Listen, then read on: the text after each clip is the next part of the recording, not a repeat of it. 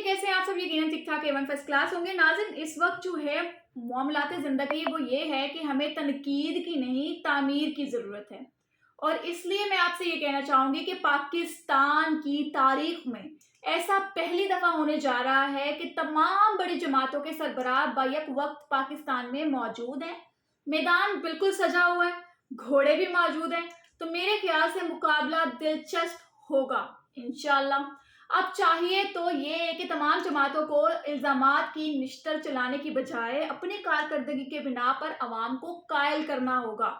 ये नहीं है कि तोहमतें एक दूसरे के ऊपर लगाकर अपने वोट जो है हासिल करें। स्टैब्लिशमेंट की जान छोड़कर अपनी कोताहियों, नाकामियों और कमजोरियों पर तवज्जो देनी होगी। दूसरों का गिरेबान कब तक पकड़ेंगे, दूसरों पर तोहमतें लगाकर अपना नाम कब तक बनाएंगे?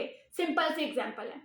ऐसा नहीं हो सकता कि जब किसी का दिल करे तो अपनी नाकामी छुपाने के लिए कभी अख्तर मिंगल की तरह या कभी शहबाज गिल की तरह रियासत के खिलाफ बयान और सरगर्मियों में मशगूल हो जाएं। ऐसा बिल्कुल नहीं होगा।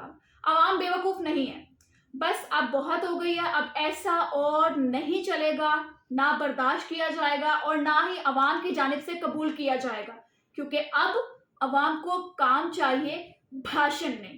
जिस तरह से लोगों ने सिर्फ भाषण दे दे के ना लोगों को इंतशार करने पर मजबूर किया है, इसका सबसे बेहतरीन हल यही है कि इलेक्शन की तारीख जो है उस तक आने के लिए अपनी कारकर्दगी से अवाम को जो है अपनी तरफ माइल किया जाए, ना कि दूसरों के गिरेबान पकड़ना, दूसरों पे तोहमतें लगाना, दूसरों पे पता नहीं क्या क्या आप लोगों ने खैर अपना मशगला पकड़ लिया है, उन चीज़ों पर चल के हमदर्दियाँ बटोरना।